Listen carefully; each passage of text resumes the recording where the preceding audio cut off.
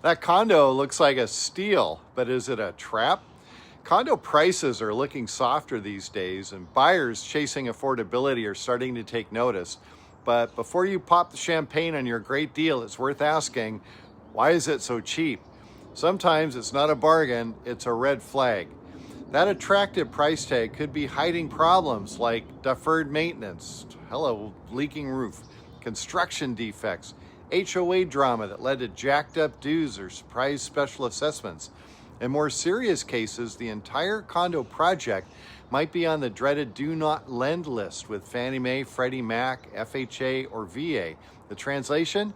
Standard financing won't work. You'll be stuck with a non-warrantable condo loan, which usually means a bigger down payment and a much less attractive interest rate. So what do? Do your homework. Ask for a copy of the resale certificate. That's something the seller should be able to provide.